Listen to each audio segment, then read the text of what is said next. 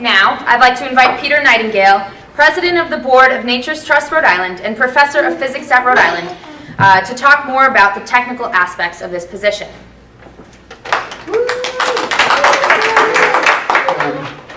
Hi, I'm Peter Nightingale, and there is one more important thing that needs to be done. As Alex said, by the end of the day, the state will have heard from us. So I would like to invite Victoria. Where are you?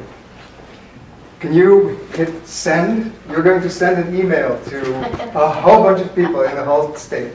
Can you do that? Okay, let's see. Here, I'll put the pointer there, and then you hit send. Just press here. Okay.